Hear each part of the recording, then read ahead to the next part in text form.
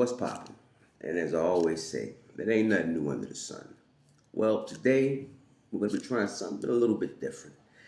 So, as you all know, over the past about 12 months since I lost my job fighting the good fight against 1199 SEIU and NYU Langone, it's taken me through a few ups and downs. But that being said, I've kept it pushing all the way through.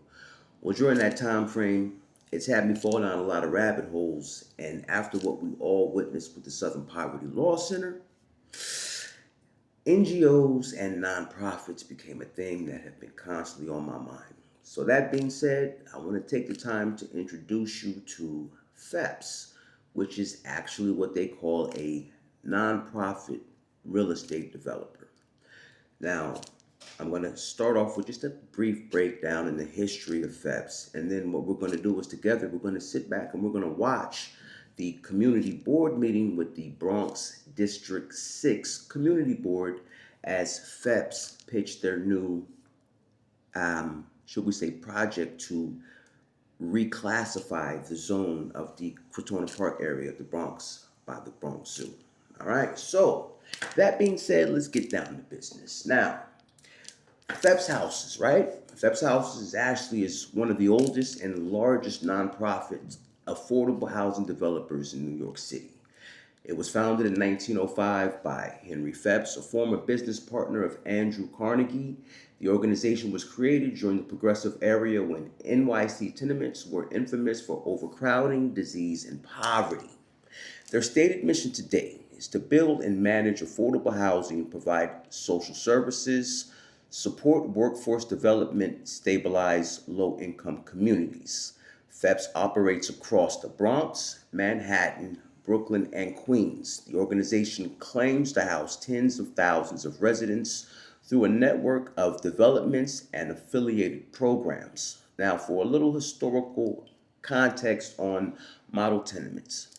The original FEPS vision was what reformers call model housing. Now, instead of dark railroad apartments and slum tenements, FEPS developments emphasize light, ventilation, courtyards, bathrooms inside apartments, community space. I want you to remember that because what I've come to learn is that that's nonprofit real estate developer jargon for retail space.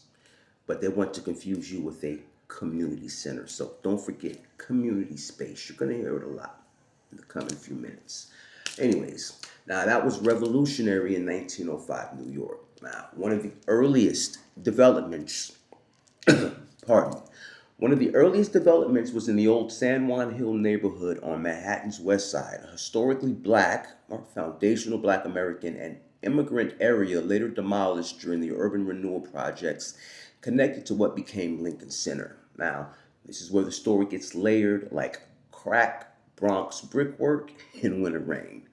FEPS existed inside multiple eras of New York City's housing politics. Progressive reform, Robert Moses' urban renewal, post-war public housing expansion, modern affordable housing finance. So depending on who you ask, FEPS is either one, a critical affordable housing provider, two, a politically connected nonprofit landlord empire, or three, both simultaneously. That's up for you to decide.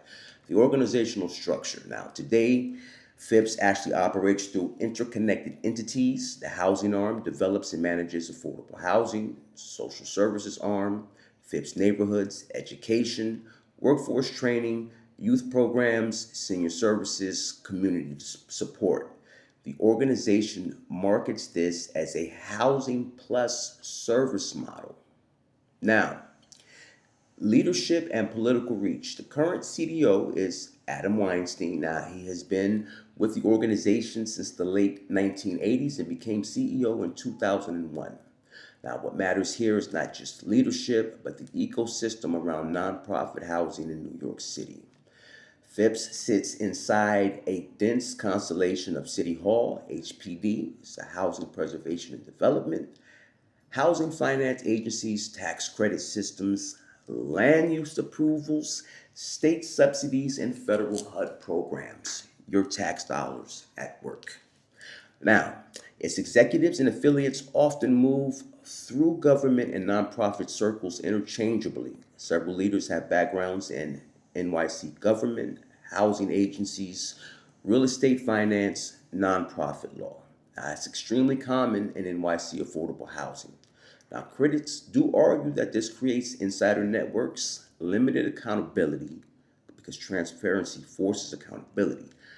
Nonprofit industrial complex dynamics. Supporters now argue that complex housing finance requires specialized expertise. Only large institutions can build affordable housing at scale. Well, some say both arguments may carry weight. Now, the money machine, how FEPS operates financially.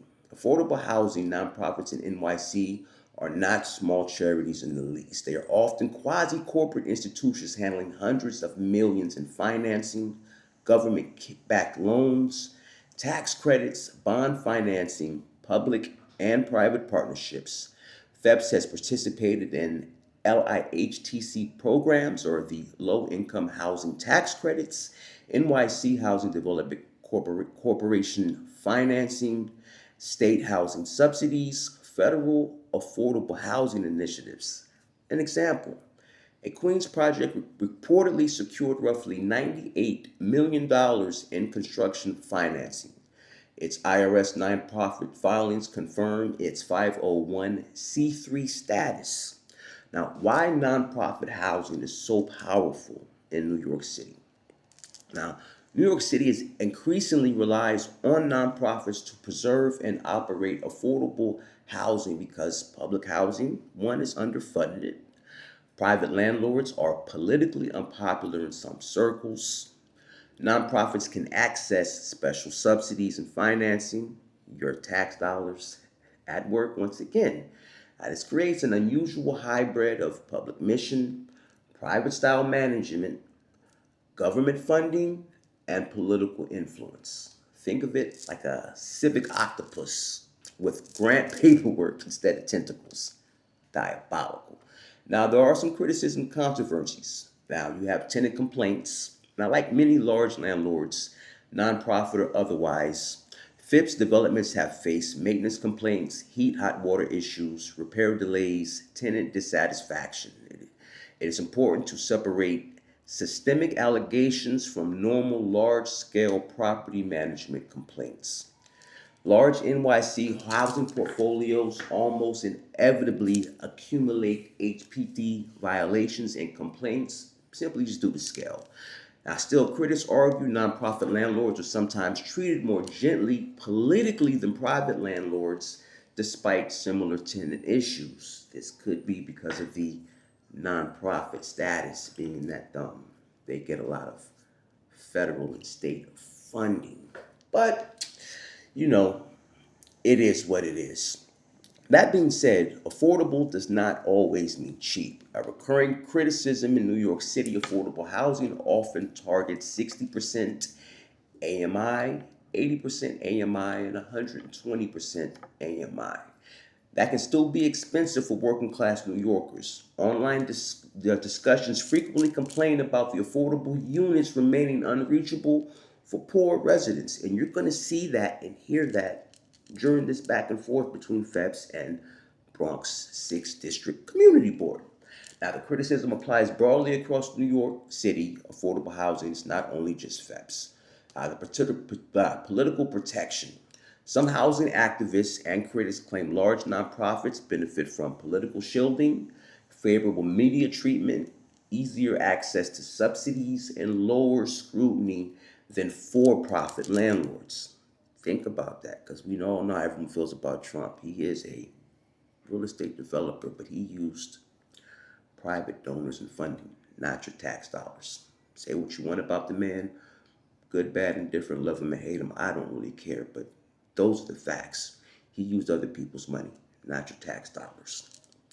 Now, that being said, there is a debate over whether nonprofit housing operators sometimes become bureaucratic institutions disconnected from tenants. Now, no evidence is surfaced in the sources of criminal wrongdoings by FEPS itself, But criticism of the broader nonprofit housing ecosystem is widespread. Now, why FEPS matters so much? FIPS. FIPS is important because it represents the evolution of New York City itself. It sits at the intersection of philanthropy, real estate, politics, poverty policy, urban planning, race, class, and housing scarcity.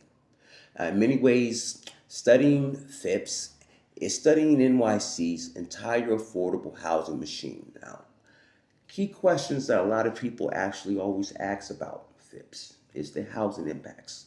How many units are actually created? How affordable are they really, and who actually qualifies? Second is the political influence. Which politicians support their projects? How much public funding do they receive? And what lobbying relationships exist? Then you have the tenant experience. Are conditions better than private landlords? How quickly are violations resolved? And how responsive is management? Then you have the financial structure. How are executive salaries structured? How are development deals financed? And which banks and agencies participate? So, as I was going through that, my mind got to wondering, and there were a few things that came up, or a few different angles I started looking at this. One of them was the nonprofit landlord empire and how housing nonprofits evolved into billion-dollar institutional players. Affordable for who? Which means we have to start looking at New York City's AMI formulas versus actual workers' wages. Because you'll see when they tell you in their pitch who their target audience is, which they themselves say, and you'll hear it, a first year teacher makes $77,000 a year starting, basically. And the average income in that area is somewhere between maybe $29,000, I believe, but I'll have the figures for you. Anyways, that being said, the progressive era to modern machine, tracing FIPS from 1905 philanthropy to modern housing politics and the housing industrial complex, examining relationships among nonprofits, developers, banks, city agencies, and elected officials. The nonprofit versus landlord debate. Do nonprofit landlords actually perform better? Well, this is the bottom line. Phipps Houses is not some obscure charity. It is a century or a half a century old housing institution that's deeply embedded in New York City's political and economic infrastructure. It has a legitimate historical legacy in reform housing, major influence in affordable housing policy, significant government financial partnerships, critics who question accountability and effectiveness. It represents both genuine attempts to address housing inequality, pardon, housing inequality,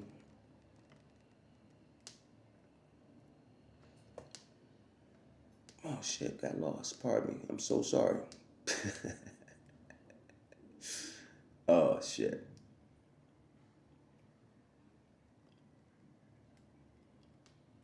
Okay, let's start over. Bottom line, Phipps Houses is not some obscure charity. It is a century-old housing institution deeply embedded in New York City's political and economic infrastructure. It has legitimate historical legacy in reform housing, major influence in affordable housing policy, significant government and financial partnerships, critics who question accountability and effectiveness. It represents both genuine attempts to address housing inequality and complexities and contradictions of the modern nonprofit power in New York City. Like many New York City institutions, it's part cathedral, part bureaucracy, part real estate organization, humming beneath the city like an ancient boiler room. Nobody's fully in control of it anymore. So, that being said, we're going to actually get to the shit. So, what we're going to do now is I'm actually going to run the footage that I actually got that day when I went to District 6 for the meeting. And you're going to actually be introduced into a few key players of the board during the Q&A session.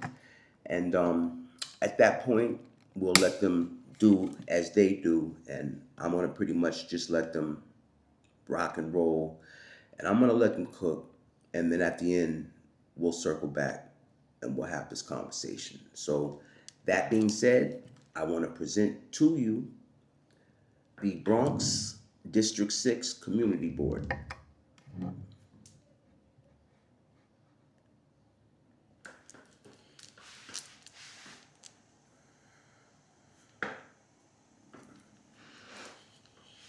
Good evening. Thank you to the Community Board 6 members for having us tonight. My name is Matthew Washington with Phipps Houses. We're here, as you all know, to ask for your support for a rezoning proposal that we have in the West Farms neighborhood. So we'll go through some slides just for some quick background. Just Phipps, most of you are familiar with Phipps, just in case some background. Founded in 1905. It has been providing affordable housing throughout New York City. We're in every borough except for Staten Island, but about 10,000 units today. And then through our service delivery, Phipps Neighborhoods, we serve over 15,000 people every year with a number of different programs. Dwayne and Rosemary talked about workforce and education and community and economic empowerment, and so how we serve communities. Rosemary also oversees a lot of the resident services work that happens for tenants. And so we've been offering a lot, and we've been in the West Farms neighborhood for over 50 years. Okay. Hi, everyone. I know some of you, but I'm the Director of Planning at Phipps, and I'm going to talk to you about the proposal we have today. But actually, I know we looked at the first slide, but if we can start with just because it's more illustrative of what we're going to talk about. So the color, just because you can see the illustration of the project. So talking today about a residential development that we're proposing in your neighborhood, in the West Farms Crotona neighborhood, Community Board 6, of course, and in Council District 15. So where exactly to situate you? We're just south, thank you, Matthew, of the Bronx Zoo. You see in the right corner, there's the zoo. And we're looking at two sites. The first site is on East 181st Street. That's what we're referring to as the Phase 1 Sojourner Truth Building. It's currently a vacant lot, as you can see. Thank you, Matthew. And then in between, there's Crotona Parkway, of course, and Southern Boulevard. And then the second site is Mapes Court. You may be familiar with that site. That is the location of the current Phipps building, the Mapes Court building, as well as a vacant gas station and then a commercial space on the ground floor. And so our proposal is happening in two phases. The first one on Sojourner Truth, and then once that is built, then residents of the Mapes Court building will be relocated to the Sojourner Truth building, and then the Mapes Court building will go through the development process. Next slide, please. So as Matthew said, we're coming today with a proposal, the first one being for a zoning map amendment to rezone the vacant lot Sojourner site in yellow and orange at the bottom from it's currently an R71, a residential district, to R8 to facilitate the first phase of the development.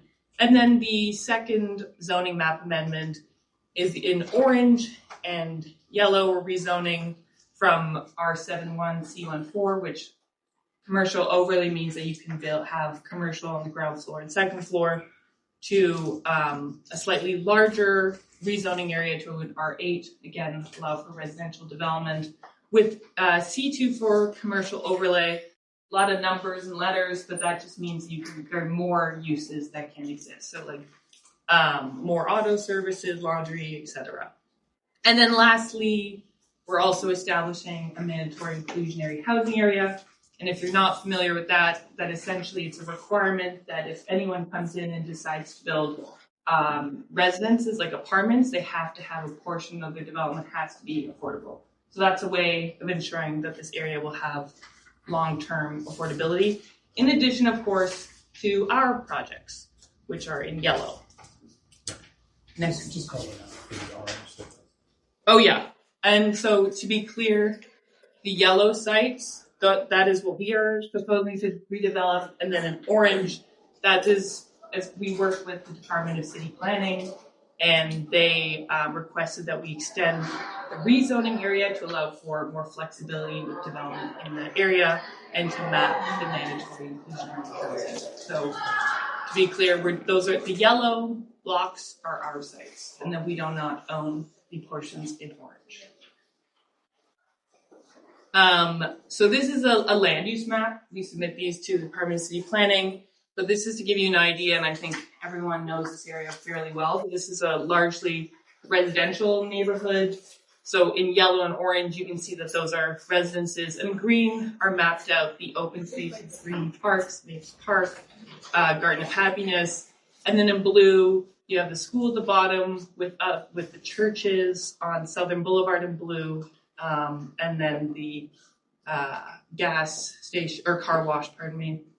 And then for our purposes, the black outline shows, again, the rezoning area.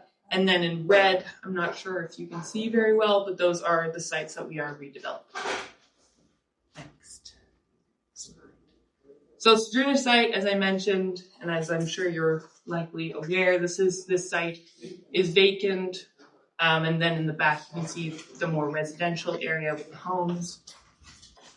So what are we actually proposing?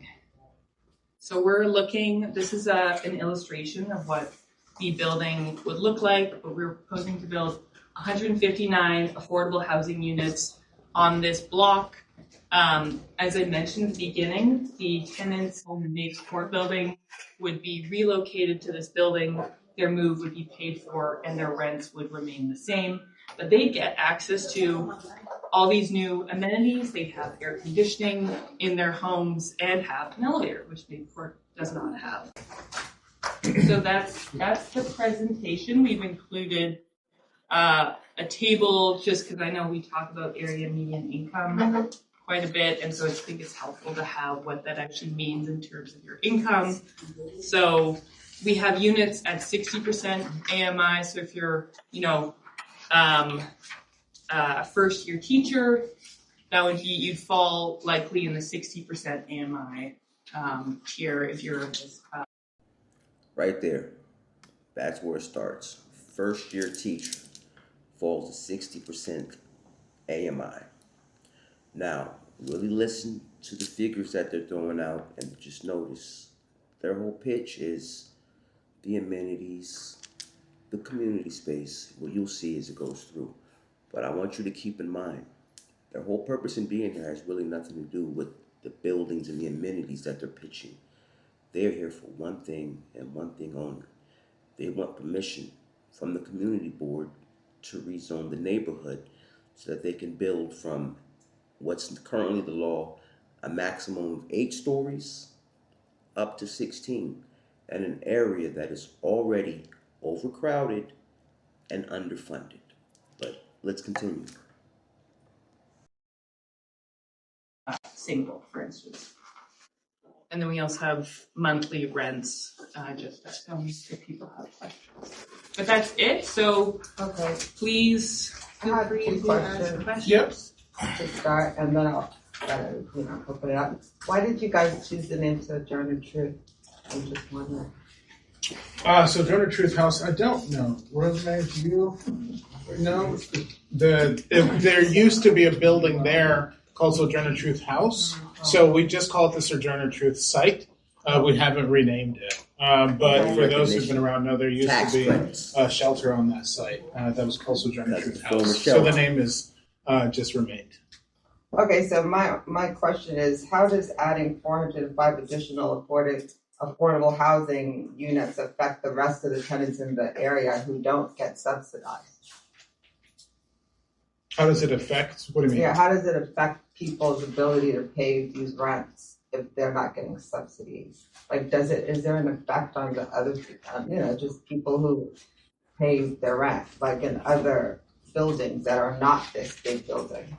You know what I mean? So you're asking, will this building increase property values and increase taxes on other properties? I'm just talking about people's ability to pay the rent who don't get subsidized, You mean I'm just wondering, like, is there an effect to just, people who live in the building next door who don't get a subsidy, will their rents be affected by this building? I wouldn't think so. I mean, I think there's two pieces. One is those people, to the extent they qualify at any one of the income bands, could apply for this housing, especially if the rents here But, are lower. but they than don't want to live there. I'm saying, like, these people Sure. can live in the neighborhood. I mean, if you have, if you have a lease, it's not going to impact your lease. It can't do that. So I'm not sure But when your lease is up. If you have a rent stabilized lease, I mean, that won't change because it'll be based on whatever the rent guidelines board approves for increases or no increase in the lease. So if you have a rent stabilized lease, it won't have any impact on what you're paying. By bringing more affordable housing to this neighborhood, if anything, hopefully it takes a little of the pressure off. If They have to do with recertification. They won't have to deal with regular recertification. They will have to certify to get the new rent stabilized lease because it's a new building. So you have to do that. How do you But it'll just be that. Well, But there will be a tax credit certification most likely too. Now keep in mind, they're going to be being transferred over because of no fault or issue of their own. They're being forced. And some of these people, as you'll soon see, let's say you've been there for 40 years and you raised your family in a 3-bedroom and you've been paying the rent. Well, what they're going to decide is if your kids have grown up and moved away, but you have the room so when they come and bring your grandkids, even if you can afford the rent and you're in a 2 or 3-bedroom, they're going to put you in a 1. How do you On an annual basis? No, he's talking about annual recertification. But there will be a certification upon move, but not ongoing, we don't believe. Okay, so there's a recertification, but not a regular certification? So a certification, they're not recertifying when they're moving over. Mm-hmm. They have to certify when they move over, right? Because it'll be a new thing, so you certify to move over, and they will be given a... I just want you to keep in mind, they claim that everyone in the Mapes building would automatically be moved over, but you have to reapply. Now, they claim that there'll be no regulations, but if you're working at 60% AMI and the first year teacher makes around $77,000 a year, then you already have your market in mind, and that means you also have financial requirements that clearly have to be met. But let's proceed. Rent stabilized. Okay, how do you differentiate that? So somebody be able to migrate from a 3 to another 3?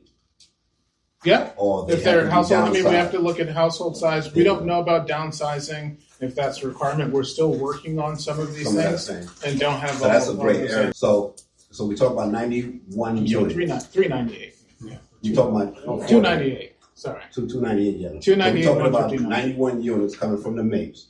That's going to leave a total of a good 3 and some change, right? Where are they coming from? Are they going to be for people in the neighborhood, or are we taking and we filling that up with just what? For the MAPE site would be lottery. It would go through the lottery process. Lottery used to have a 50% preference for community district.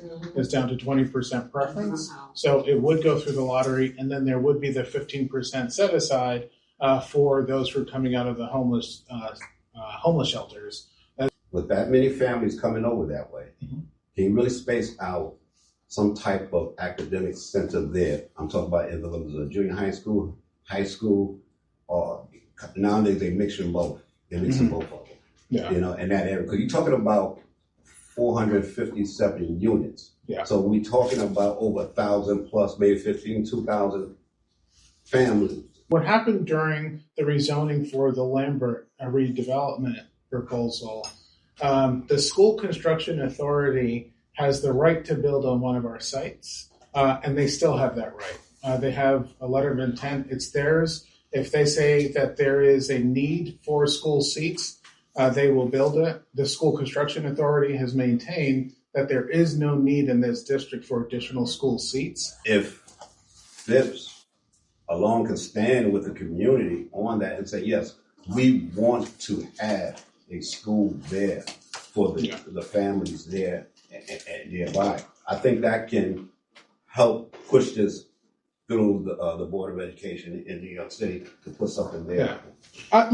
If there's no school, what it means to you guys? Does it just have empty space there for community? No. I mean, our intent would not to be just leave it empty, vacant, or whatever it is for eternity. It would be to move forward with it. You're adding 350 families into the area, increased classroom sizes.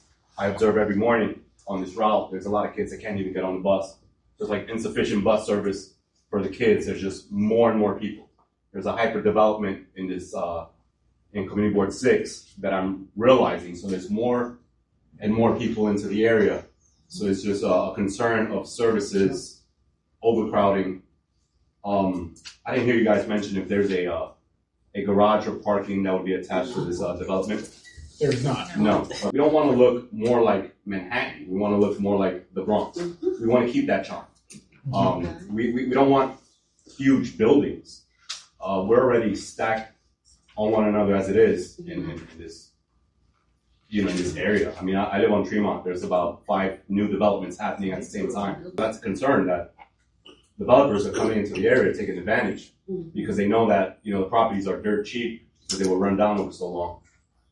There's a question here. I have just 2 clarifications to some statements you made earlier when this gentleman asked about certification. When they're moving from one site to the new site, you said that they would have to certify. So one, what happens if they don't meet the certification requirements? Will they be out of a home because the previous building they were at is being torn down and redone? And then the second one was when she asked about the prospect of a new building being in the area. By logic, that should raise the property values, so that would at some point have an effect on the renters around it. All we have to do is certify what the tenants, are currently earning and what they're paying for rent. It's just collecting information. So there's no threshold, right? Property value will go up for those other homeowners out in that area as well. I mean, for sure So to the property value, for homeowners, we, in some ways, within reason, we want to see homeowners build wealth. We want to see people who have businesses have customers at their store. We want to see local businesses come in to the community facilities. Now, listen, I have absolutely no problem with people's investments gaining value, right? Property value. Appreciation is a good thing. It builds intergenerational wealth.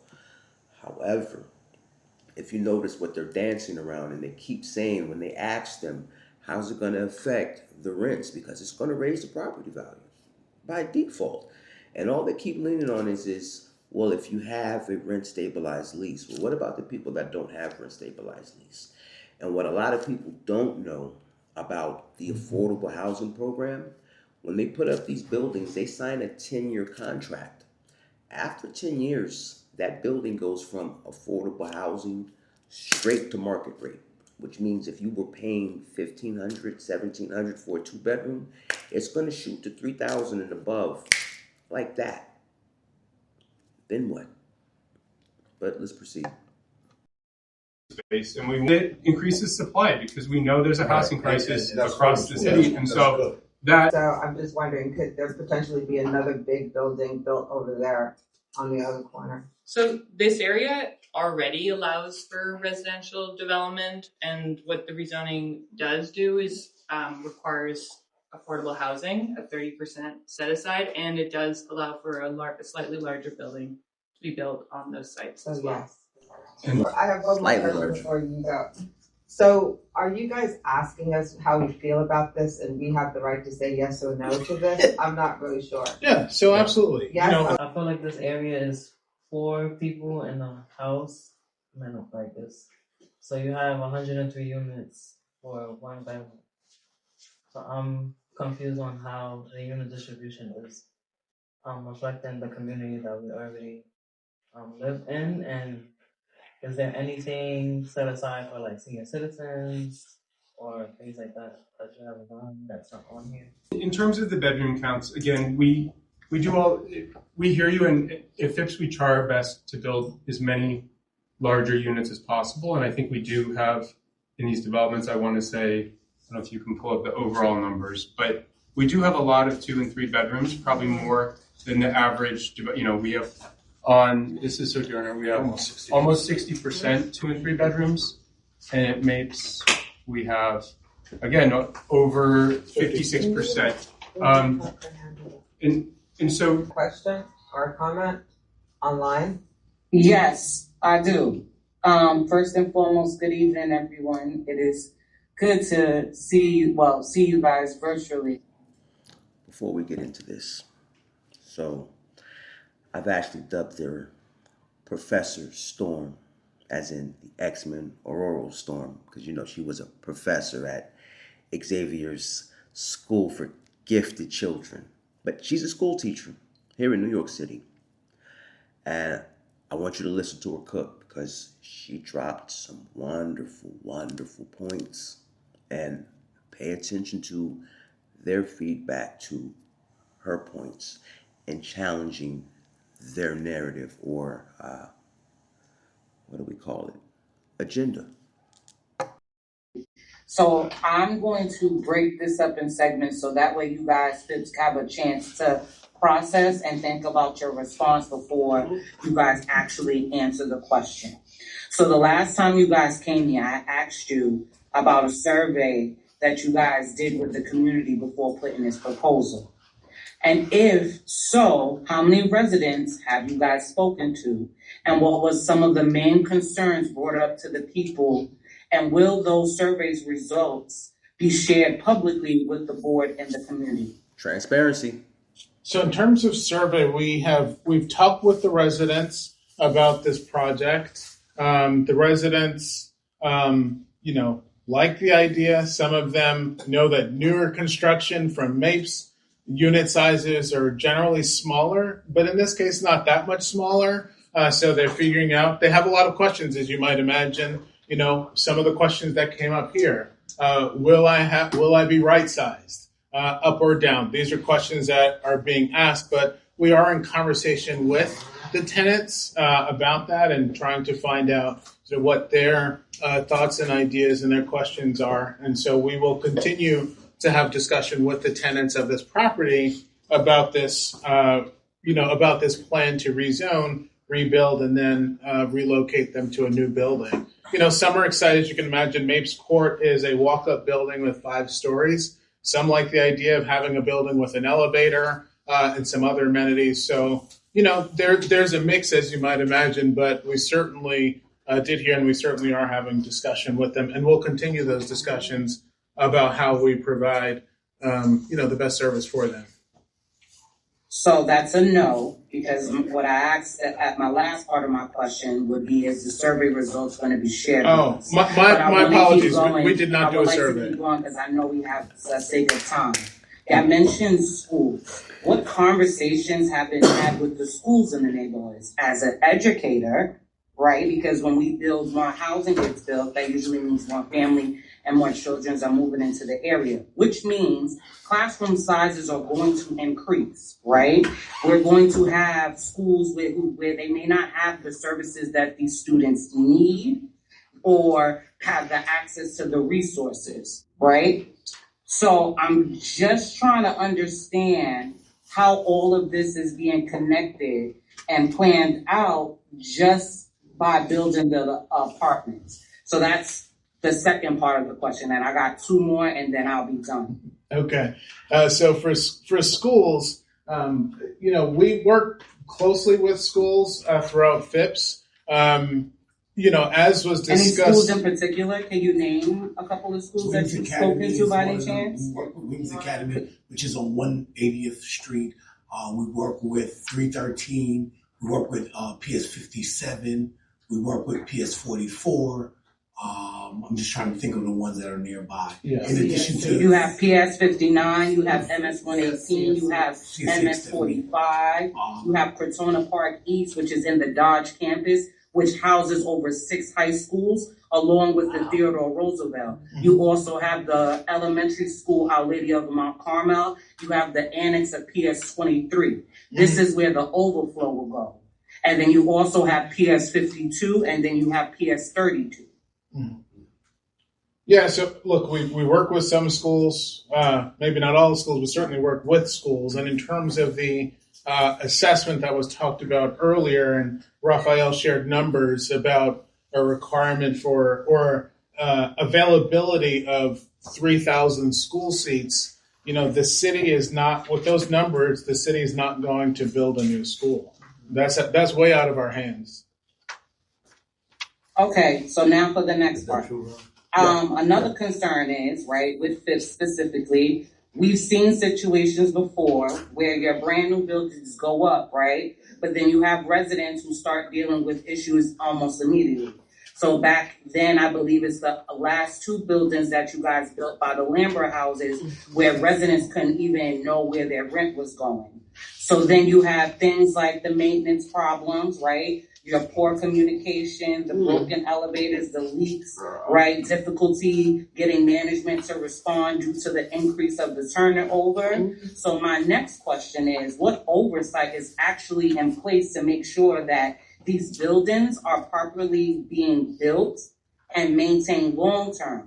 Because again, we've heard this before and about, have heard promises like this, I want to say, and a lot of residents feel like once the ribbon cutting photos are done, right, the support and accountability tend to disappear.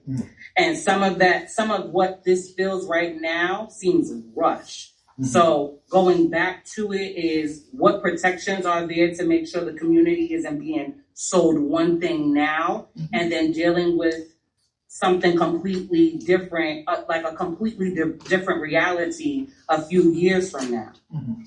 Yeah, look, I think that in terms of rush, this has been a long process. In terms of maintenance and management of buildings, not sure if you heard earlier, but our Vice President and Area Manager, Luis Arijo, is here, who joined us a few months ago and has worked very closely with the tenant association. The turnover issue I'm talking about. Let me just finish answering, then we can get back to the next thing. Who's worked very closely and listened. I'll give one simple example. There is, in the new building that you made reference to, windows where you can see in the gym.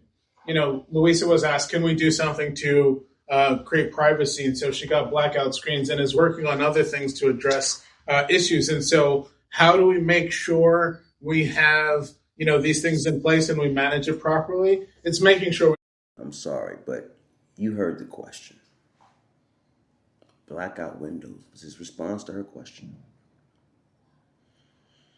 Now, it's already documented that they have a very high turnover rate. And she stated that in blackout screens. We get the right people and staff who are managing it. And Luisa is, the right person, and she's doing things to address concerns. We're not perfect, and we would never purport to be perfect. Have there been issues? Absolutely. Are we committed to addressing them? 100%. And how we do that is making sure that we continue to have conversations. It's why we have such a large contingent of Fifth staff who are here this evening, so that we can address any question that may come up about service delivery, about maintenance, whatever it is. But we're committed. We don't just build a building and run away. We manage it. And so we manage our properties. And so we're here. It's our staff who are there. We're not contracting out to third parties. It's our people who are here. And so that's important to us. We want to be proud of everything, and we want the people who live in our buildings to be proud of it. So, the commitment is there. If we needed to change a staff person, we have changed the staff person. And we will continue to do that to make sure that we have the best doing the job. And Luis has been a breath of fresh air and really doing some great things. Congratulations to Louisa, but again, that still doesn't answer the question. So I'm gonna close out with these last questions.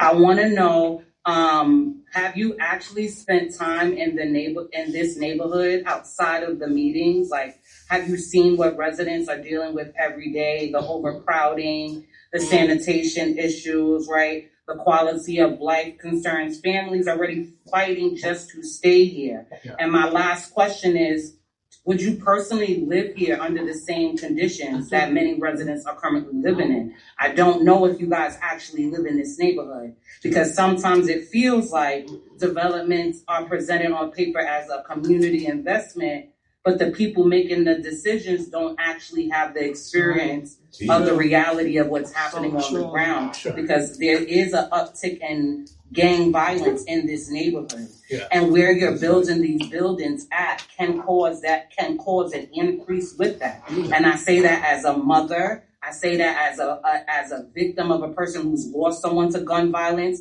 particularly in a Phipps building. So I hear you guys, but it's like, if you guys can't fix the other broken windows that are broken, how can I give you another building to put brand new windows in and put some shade in and say, okay, we're going to give you some privacy? Mm-hmm. And this is just from my personal experience, and this is from what I've heard from tenants. So when I ask about the surveys, it's not that I'm asking, because I'm actually going to people and having these conversations, and they're telling me something different. Mm-hmm. So that's why I'm asking, if you do have a survey, can you present to us some data of what percentage of families are concerned about resizing? Because like you're showing us numbers matter. And we need to be on a whole collective before we have these new buildings being built up. And I appreciate Phipps showing up. I appreciate that very, very much. Mm-hmm. But I'm saying this as a concerned young woman that lives in this neighborhood, who has to be here for the rest of our lives. Because at the end of the day, the older people in the community, I hope they go to see the glory in the sky. But it's going to be the younger generation that are going to have to deal with the redevelopment, the people who are coming from here, or the people that you're going to find to fill up these apartments, and not understanding the demographic of what you're putting in. Mm-hmm. And you have to be, if you just like a soup, you need to know what right ingredients go in there. You put too much salt in a soup, it's too salty, and a person may not be able to take it, but other people may like it. Mm-hmm. And I just feel like there needs to be more of a transparency, and I'm not getting that. And I'm done with my questions and my comments. Brigitte, my apologies for taking up the time. Thank you, Brigitte. Magda, did you? No need to apologize, sister, because I want to salute you for walking them dogs. Way to put a leash on their dog walker. And ask for some transparency and accountability. You know, I talk a lot about the 3% and all of us having to get active. Now, I'm going to go a little off course for a second, because this means a lot to me right now, because especially with everything that I've been through in the last 12 months. We, as a people, we complain a lot about white supremacy and all these other things, right? But we seem to be very apathetic when it's time to get down to business, because what I started noticing when I was going through my own issue and I decided to stand on business and fight, for the most part, everybody around watched me get dog walked.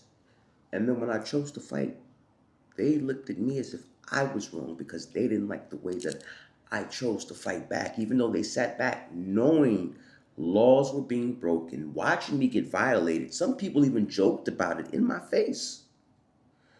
And this is the community, and nobody wants to actually have these conversations. And we support things and institutions that end up backfiring and blowing up in our faces. And this has to stop if we want to get forward progress. Because if you pay attention, since the civil rights era, we've been waiting and asking, but we've always delivered. When they want bodies out in the front lines to march, who's there? Now they're asking you to dry ice. But where's the housing going? Where's all the money? What did HRA and FEMA do with all the bread during the last administration? Because I can show you what I've been dealing with HRA and their incompetence. But back on track. You have a question? Yeah, but mine is totally off. We talk about building, we talk about all that. I always think about our infrastructure. Why? Because I live here. I don't want my basement to get all backed up with anything, because your buildings are overloading what wasn't, what once wasn't. We had single family, 2 family, 3 family, and 6-story buildings. Now you're dealing with 16-story buildings, 14-story buildings. And the impact that it might have to the infrastructure of this community is a big concern of mine. Sure. Because I saw it happen on Worth Street. Then we had to deal with 10 years of them breaking up the street to put all new piping, all new sewage, all new everything. Because it wasn't sustainable the way it was built. Yeah. So I'd like to know if the city has discussed that for this project, because it does impact. Yeah. Very fair question, and we do look into that. Kelly mentioned early on we have an environmental assessment report that is public, and there's a specific chapter that goes over the water and sewage infrastructure, and we have a team of engineers at the AKRF, which is environmental consultants, as well as the Department of Environmental Protection, review, and the Department of City Planning review the proposals and review the impact and make a determination as to if there need to be additional steps in place to accommodate this development, the development team should take it, and they did the analysis and determined that there wouldn't be adverse impact, like significant impact on the neighborhood, so this wouldn't pose as an issue. Because this is not just that project. Yeah. We're talking about your other projects are included. Yeah. The So ones that are going up over here at Boston Road. sure. So if you take all that collectively, that's changing a whole lot of things. And it's right along that same corridor. Yep. 182nd, 180th, all the way down to the zoo's south entrance, like they call it.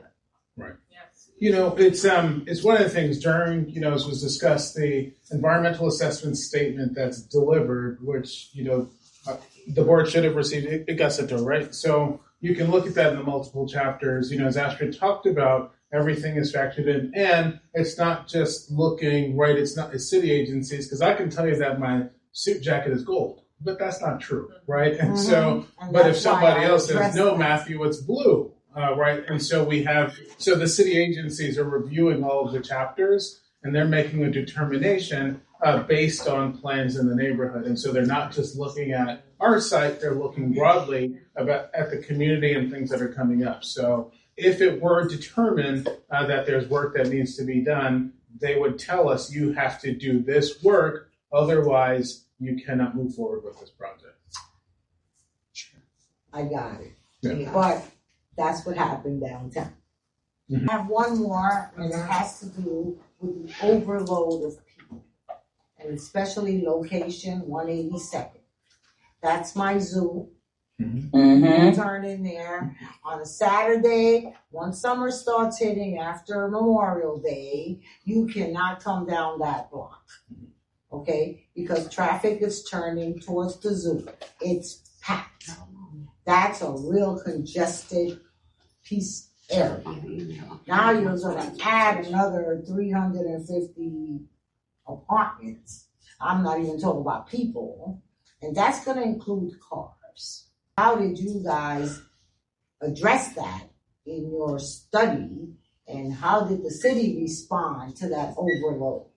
And the reason I'm saying that, because I'm listening to the city, HPD, and all these city agencies, they're saying, oh, it's okay. And we're asking questions because the city has not provided you guys with complete responses, I feel. A lot of things that impact us that are addressed very lightly. How about our police? We are already understaffed at the police department. Is that addressed in your study? Those are the things that matter, because they're life safety issues. And Brigitte made a good point. We have gang issues, and we need people to be busy. That's right. Because otherwise, you're going to continue to have the same effects you have everywhere throughout this community. We're still trying to fix. Did you say that you potentially would have a community center in this building? Not a community center, community facility space. So not open to the public? No. So, community facility space, it's a 15,000 square foot, and there's what's called a use group type, and there's certain uses that are allowed for a space like that. So not a community center. Oh, not a community space. Not a community It's the center. verbiage. What- This is what we're saying. It's the verbiage. It's like, But hold on, it's a hold on, hold on. facility, Hold on. but not a community center. hold on. Like, this is what I'm saying about the trip up. Yes. I think it's worth pointing out two things. One is that project is still, if Because this you can gets make approved, money off a community facility. That's how I see it. So Okay. we don't know who's going to be in that space yet, and you're never going to find someone 5 years in advance. We're in the business. Did you guys make a community center as FIPS? Well, we actually are going to be doing that in our third phase of Lambert down the street here. We are going to be creating a 15,000 square foot community facility space. Where in the community supermarket is now? facility space. On the No. corner? No. It's going to be across from the new building on And how many 180th. new and buildings 180th are you and- guys building over there? I Hold don't on, remember. Laura. Let him finish answering the first one before we get the But second. I do want to just say that the commit. Oh shit! I gotta say something. I find it odd that he wanted her to hold on. Never once did this man actually answer any of these questions. Not once. But let's get back to it.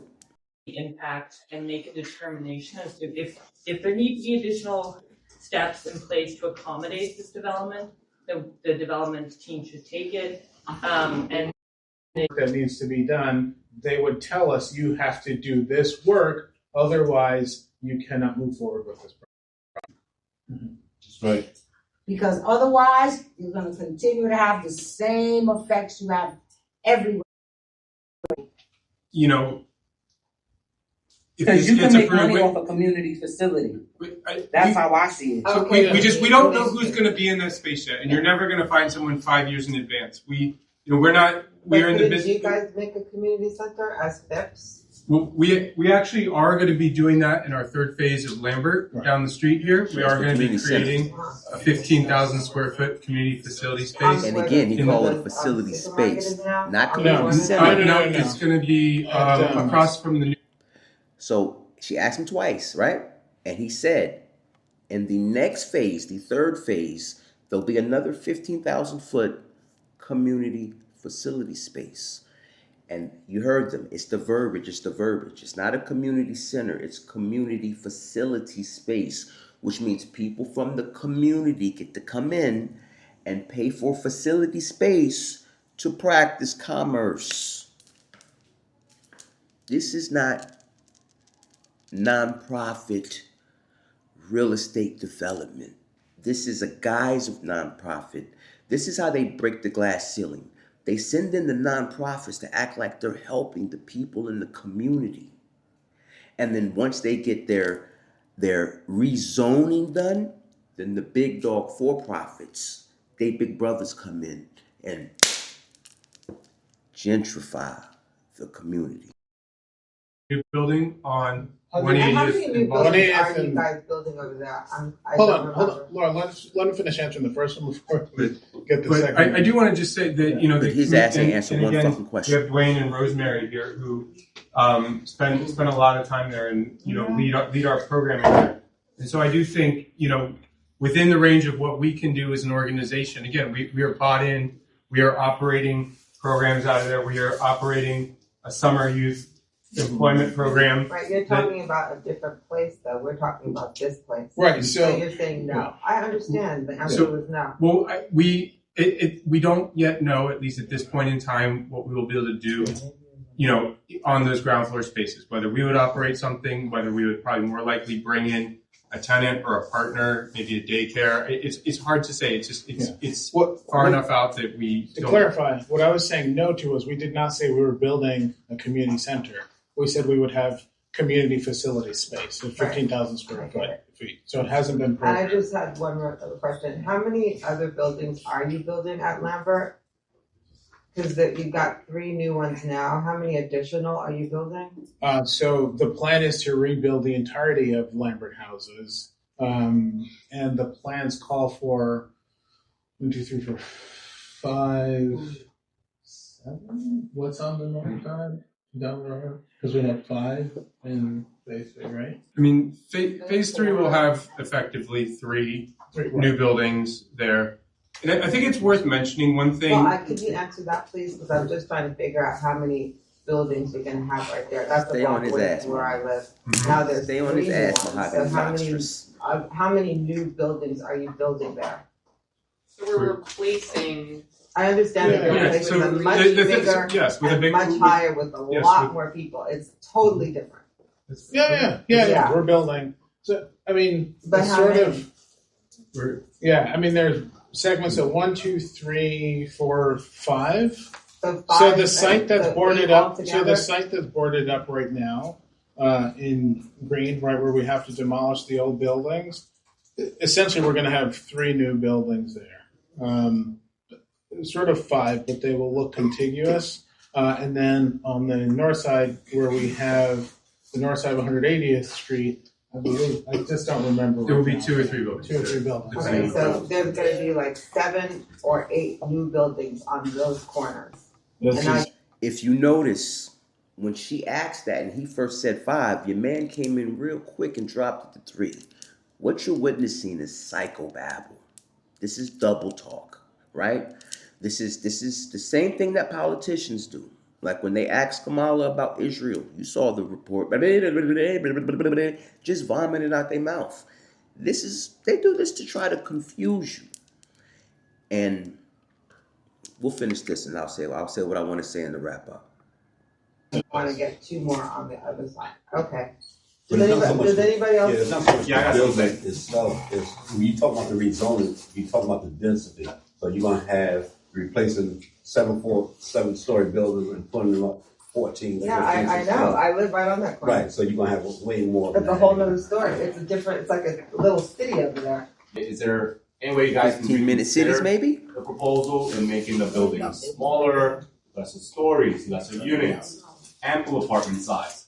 You're still going to make a grand impact in that area. It's just going to come in a different form, in a different proposal. That's not 400 units. That's not so big, so high. It could use some work. The old building may need to be replaced. The tenants that live there may want this project to go along because of the amenities. But you would just have to reconsider the proposal again. It just kind of downsize it a bit. We can't do that. But there are restrictions based on the financing programs, that we work with and get support from the city. And we're a nonprofit organization that wants to build affordable housing. I think the final piece about scale is at least worth pointing out, and we hear you, and these are valid concerns, and I will say that. One thing we are doing, and one thing that doing buildings at this scale allows us to do, which you mentioned earlier, it allows us to have that concierge or security guard sitting at the front desk, keeping an eye on who's in the building and who's, especially if there's someone who's not supposed to be in the building, trying to make sure they don't go in, or that if there's an incident. They don't do that now in the building over Are you kidding me?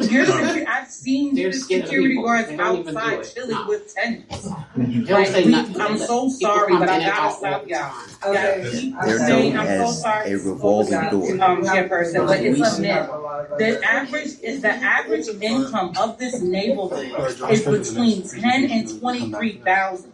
So when we say things about affordable and the things that y'all charging for this rent, and based on the income, I can't tell you. When we say things about affordable and the things that y'all charging, is the average income of this neighborhood is between 10 and 23,000.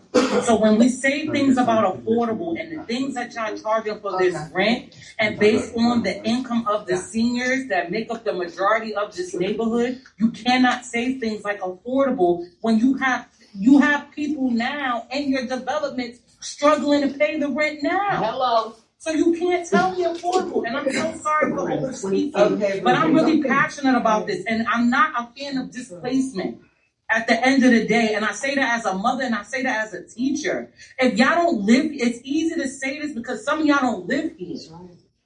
Okay. That don't live here. You mentioned that you're a nonprofit organization.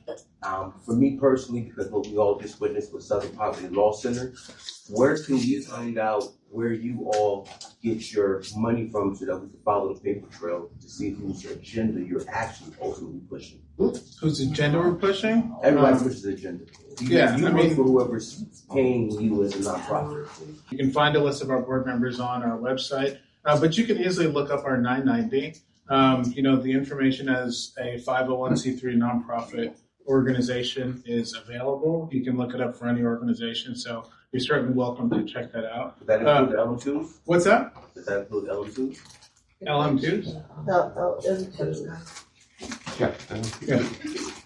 Not So, asking what the 990s, that includes LM2s. No, you can look up all our financial information is on there, so you can check it out. Yep. I'm curious, is the committee going to make a recommendation tonight?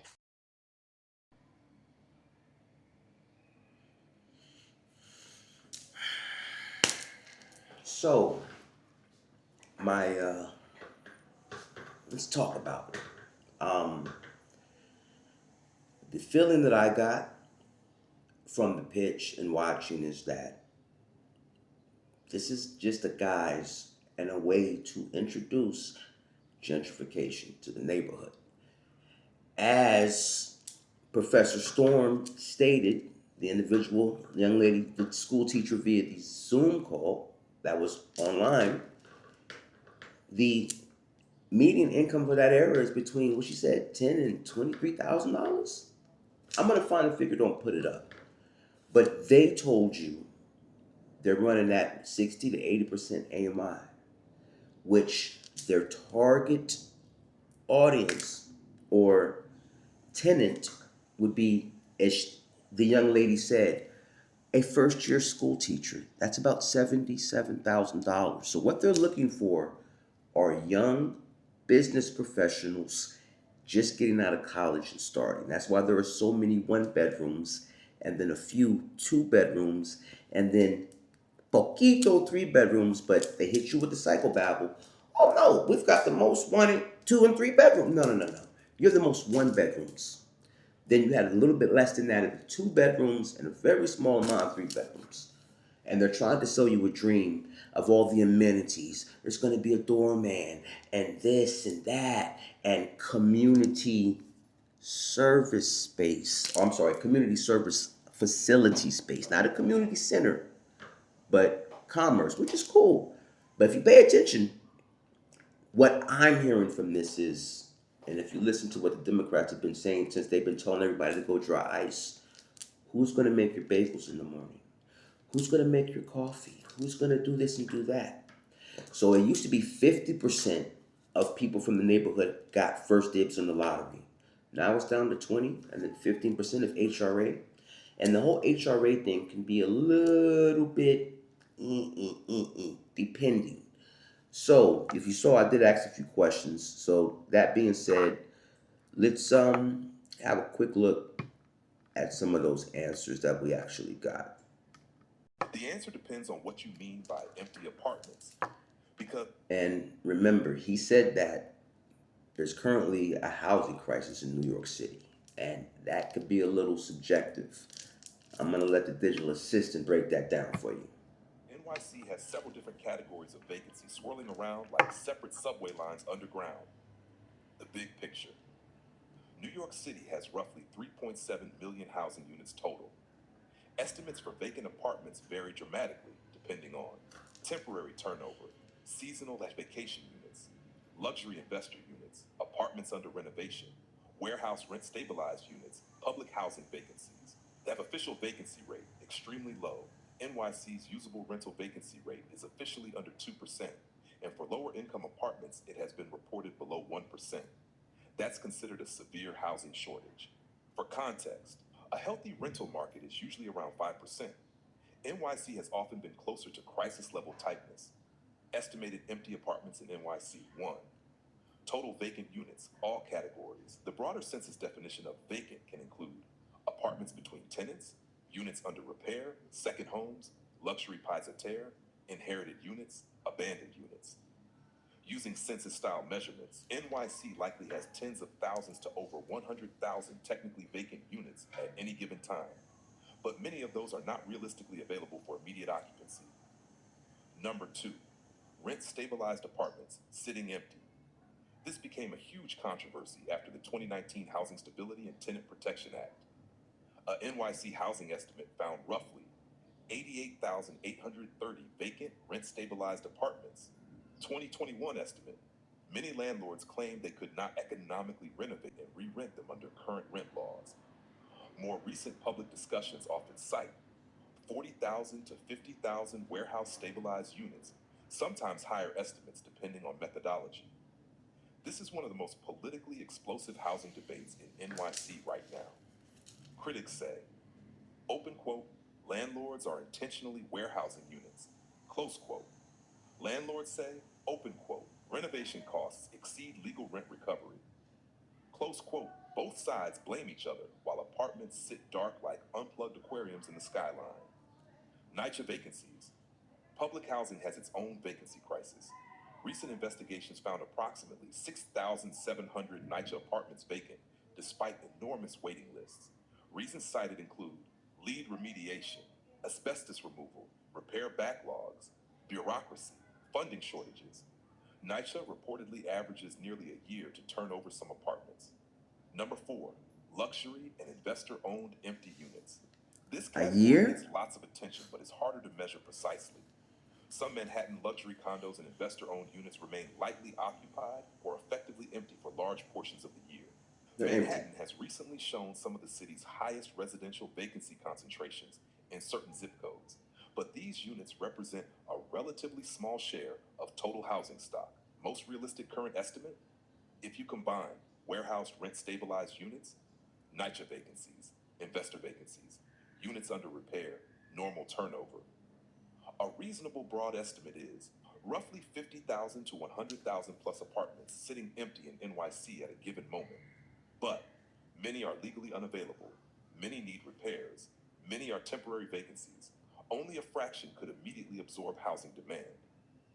Why this becomes so politically charged? Because NYC simultaneously has record rents, homelessness, migrant shelter strain, public housing wait lists, empty apartments. So people look at dark windows in luxury towers and ask, open quote, how can there be a housing shortage? Close quote. The answer is that vacant does not always mean available. A lot of NYC housing exists in a strange limbo zone, financially unusable, legally tangled, under repair, held for speculation, trapped in bureaucracy. The city's housing system sometimes behaves less like a market and more like an overheated pinball machine full of regulations, subsidies, lawsuits, and tax incentives ricocheting off each other at hyperspeed. And that's diabolical, dirty work, ladies and gentlemen, because what that really tells me is that because the way the system is, whether it was intentional or not, but the way the system is designed and the loopholes are being used, you can manufacture housing crisis and make things seem however you want it to be. Because if it's taken NYCHA 1 year to turn over an apartment, to paint it and get it up to code, 1 year, and there's 6,000 of them waiting, but we just had, not even had, we're ongoing with an illegal alien migrant crisis right now. And even that has loopholes to it because, a lot of them claimed asylum. And because of that, I asked a few more questions. I could not find credible evidence that Phipps Houses itself has been publicly identified as a dedicated migrant shelter operator or as a major contractor in NYC's asylum seeker shelter system. What does appear true is this distinction. Phipps primarily develops and manages long-term affordable housing. NYC migrant housing has largely been handled through hotels, emergency shelters, DHS contractors, temporary intake centers, organizations like WestHab and other shelter providers. I did not find evidence showing Phipps buildings formally converted into migrant mega shelters, direct city contracts specifically for housing asylum seekers, Phipps publicly marketing itself as a migrant shelter provider. That said, there are a few nuances. 1. Eligibility rules in affordable housing. Some migrants or asylum seekers can legally qualify for certain affordable housing programs if they have pending asylum status, work authorization, mixed status families, lawful immigration categories. So it is possible some migrants live in Phipps managed apartments the same way they may live in any affordable housing development in NYC. But that is different from, open quote, Phipps. And I'll be very clear. We have no problem with legal immigration. If you came the right way, stay. Be a part of our nation and society. Contribute by all means. That's what the system was designed for. We're talking about the 20 million that Eric Adams told us all. We're not going to be able to survive this. We can't afford it. And now you got Mandami wanting to give everybody free shit. And we have to pay for it. And there are loopholes because when they tell you they're not getting any type of housing, they're not getting HRA benefits, they're not getting SNAP benefits. That's because you're looking at the ones that came over illegally, and it's just that. What you have to pay attention to are the ones that fraudulently or illegally claimed asylum and were given TPS status. And trust me, I've got the receipts because they were all over the internet, all over TikTok, bragging about how much free money they were getting and how dumb the Americans were for working their asses off to take care of these people. But that's a whole nother video to do. But to be where the money comes from. Now, as of right now, there have been no connections found to APAC. However, we know how things work. Just like when you look at the No Kings rallies, once you start following all the nonprofits and you see what umbrella corporation they're under, and then what umbrella corporation that nonprofit's under, and then so on and so forth, you always get back to a few, what do we say, usual suspects. APAC, Vanguard, BlackRock, State Street, a few others. But yeah, over the coming next few weeks, because I will be following this story now to its completion, we're gonna find that out. But as of right now, this is what I was able to dig up. I could not find credible evidence that Phipps Houses itself has direct institutional ties to American Israel Public Affairs Committee, formal partnerships with Israeli lobbying groups, or publicly documented pro-Israel advocacy activity. There is no readily available evidence showing AIPAC funding Phipps Houses, Phipps officially partnering with Israeli advocacy organizations, Phipps leadership publicly acting as AIPAC representatives, Phipps operating Israel-focused political programs. That said, there are a few important layers worth unpacking. Number one, political ecosystem connections. Phipps operates deep inside New York's nonprofit political real estate ecosystem. That ecosystem overlaps with Democratic Party fundraising circles, NYC real estate interests, AIPAC, philanthropic foundations, AIPAC, major political donor networks. AIPAC. Some individuals within NYC housing, finance, and philanthropy circles may personally support Israel-related causes, AIPAC, Jewish philanthropic organizations, pro-Israel political candidates. AIPAC. But that is very different from proving organizational control or formal ideological alignment. Fair enough. At this point, no solid evidence surfaced connecting Phipps directly to AIPAC governance, Israeli state lobbying, coordinated pro-Israel political campaigns. Number two, scandals and controversies around Phipps. There are documented controversies involving Phipps, though mostly around housing management and tenant issues rather than foreign policy. Tenant and landlord criticism. Tenant advocates and some NYC politicians have accused Phipps of poor maintenance, mold issues, pests, delayed repairs, aggressive housing management practices. Former NYC mayoral candidate Diane Morales publicly criticized Phipps after scrutiny over her previous work with its affiliated services arm. Reports and tenant reviews also mention evictions, litigation, maintenance complaints across multiple properties, hash lawsuits. In 2003, tenants sued Phipps and partners over concerns that affordable housing units could transition toward market rate luxury conversion models. That case became symbolic of a broader NYC fear. Open quote. Affordable housing today, luxury conversion tomorrow. Close quote. Rezoning and community opposition. Phipps also faced backlash in Queens over a proposed Sunnyside development that residents and local officials opposed. Critics argued building scale was inappropriate. Tenant concerns in existing Phipps properties were unresolved. Supporters argued NYC desperately needed affordable housing. Classic New York urban warfare. Cranes versus community boards. Why people sometimes ask about Israel connections. In NYC political discourse, especially after 2023, people increasingly examine whether nonprofits, developers, unions, politicians, media organizations have connections to IPAC, Israeli advocacy networks, Zionist donor circles, pro-Israel PAC ecosystems. This happens because NYC has a large Jewish philanthropic sector, extensive political donor overlap, powerful real estate and nonprofit networks. But caution matters here. There is a major difference between evidence-based institutional connections and guilt by association speculation. At present, I do not see evidence supporting claims that Phipps Houses is secretly directed by AIPAC or functioning as a pro-Israel political operation. Number 4, important distinction. Jewish leadership, AIPAC control. Some online discussions blur together. Jewish philanthropy, Jewish executives, Zionism, AIPAC, Israeli government interests.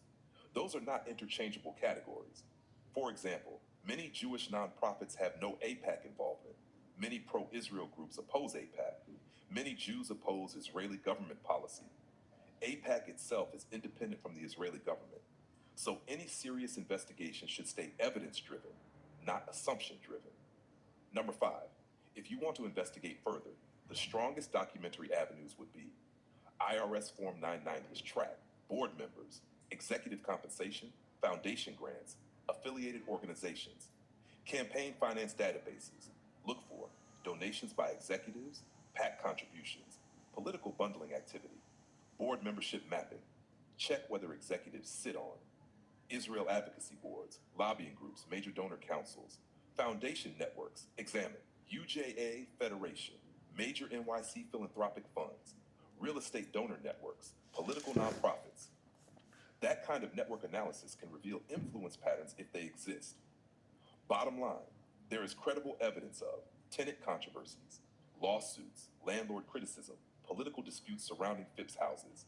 There is not currently credible public evidence of direct ties to American Israel Public Affairs Committee, Israeli government coordination, institutional pro-Israel lobbying operations. The available evidence points far more toward, open quote, a powerful NYC nonprofit housing institution with political influence and landlord controversies, close quote dot, than toward, open quote, an Israel-focused political organization, close quote. Now, we know that that's exactly what APAC is, political influence. And, you know, it's all layered and interconnected. But as stated, at this point, there have been no found connections. But if anything is found, we will definitely keep you posted. I do want to make it very clear, though, that here at the network, at Akata News Network, we know that there is a very distinct line. And just because someone is Jewish does not mean that they are a Zionist. And Zionism is a political ideology. Why people try to conflate the two, we know why, but we can't say why. Because once they conflate the two and they start being looked at as synonymous or the same, once you criticize the political ideology, you automatically get branded as criticizing the religion and its people, even though the two are not the same. And that's dirty work. And that's why people are looking at these things the way they are, because we all want to know why every time we ask simple questions, we get called anti, like Tyler Oliveira just got deported because he did an expose on what's happening in Jersey with their school system and the housing crisis that's going on with certain communities. And my thing is this, when you have receipts and you can see the pattern, we can't get mad at that, can we? Because I know myself, I had to sit back and start looking at a lot of patterns within my own community.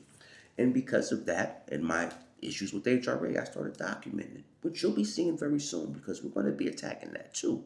Because here at the Takata News Network, we attack everything that does not serve the whole of the collective in a proper and righteous way, especially when our tax dollars are involved. We've gotten out of our feelings. We're dealing with the facts. How people feel no longer matters because we have allowed that to dictate how we move through society, and how the rules are applied and when they're applied based on feeling. I feel like I'm a woman, so I can go in their bathrooms. And this is where we're at. And it has to stop because we are causing confusion and division amongst our own people. And we are fighting for things with no legal standing and that do not serve Americans as a whole. That being said, I would like everyone to give a round of applause to the community board at Bronx District 6 because in my perspective, in my lens, in my point of view, that is the definition, ladies and gentlemen, of community.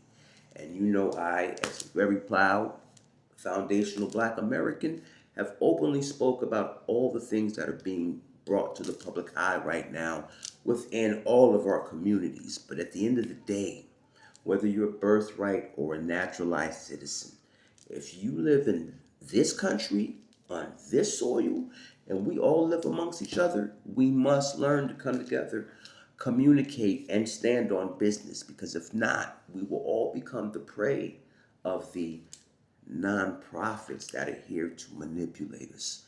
And believe me, when you start paying attention and reading the room, as I have, and sitting in all these meetings, sitting in City Hall and listening as these bills get presented for the first time, people have no idea what's really going on and what they have in store for us. And this is why I'm starting to take this so seriously, because I want my people to pay attention and read the room.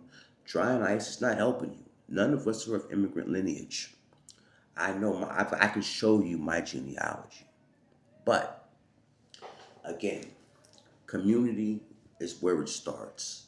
If you don't start at the local level on the grassroots, there's nothing that you're going to do when you get to the top, because they all starts at the foundation and then works its way up. And while everyone else, the Ilhan Omars, the Jaya lady from Illinois who's now talking about reparations for illegals and housing and everything else, as they're pushing these things, they're using our support and our tax dollars to get them pushed. But we have been written out of the equation. And what's crazy to me is, there are a lot of beliefs in American society that in Black and brown communities, we don't care what happens. It's not that we don't care what happens in our communities. And that's why I'm going to follow this story to its fruition, because you have already seen what the will of that community already is. You can already read the room, and they've already made their vote without even voting yet. But you can already see. And we're going to watch and see what happens, because if this actually gets passed and gets rezoned after the community has already said 10 years of construction because of issues with the sewer system and everything else, parking congestion, just movement period because of the zoos in the area, so you have a whole lot of tourism.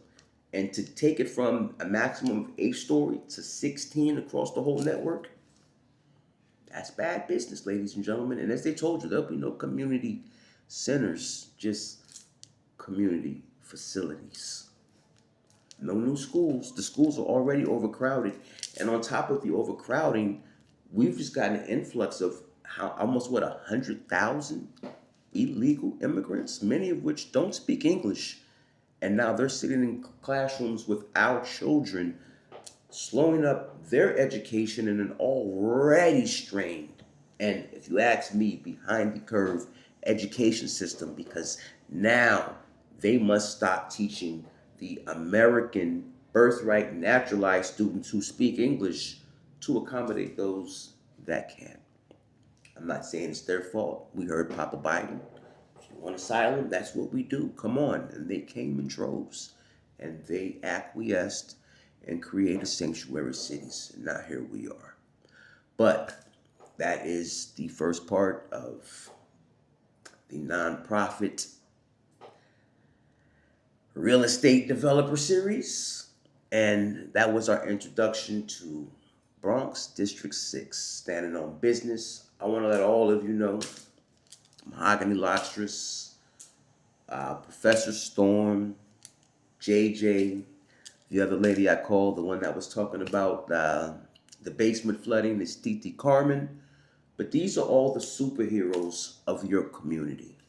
So, to all of you that live in the Crotona Park area or around the Bronx Zoo, this is your community board standing 10 toes down on business for you. Most of you probably don't even know who these people are. You probably walk across them every day. You go into the bodega, they standing there ordering their bacon, egg, and cheese in the morning, or they coffee. You know what I'm saying? Or you stand at the bus stop, the bus pulls up, driver opens the door. The MTA driver just might be one of those individuals on your community board. You have no idea that free of charge, because none of these people are getting paid, they, after working all day, show up at this institution for 3-4 hours of time at a night, and they make sure that the community's getting what the community needs and that the community is protected from the predators that come for financial reasons and financial reasons only. I'm going to continue to do this and stay on this because, again, we see what the nonprofits and NGOs have been doing to our country over the whole last, would you say, about decade now.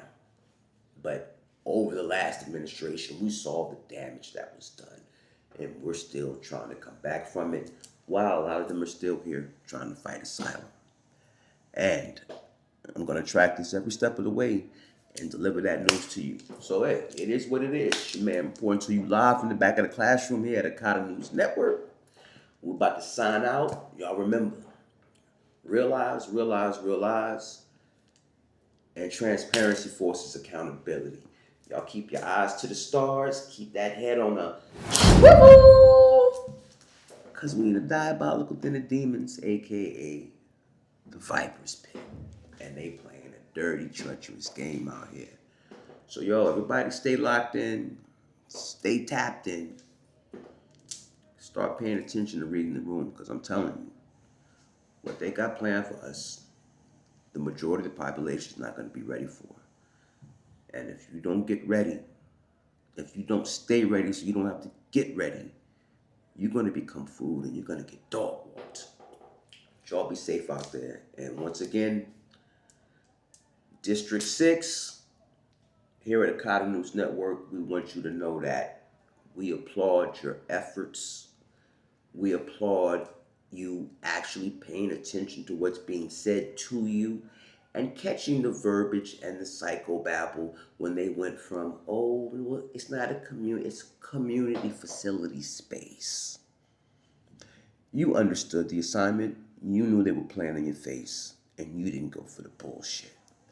And for that, I want everybody else in this city to know that is the definition of community. And once we start building all these different communities strong like that in all the different districts, and then start networking between the different districts in the overall boroughs, we could take our city back. But yeah, y'all be safe out there. I'm out.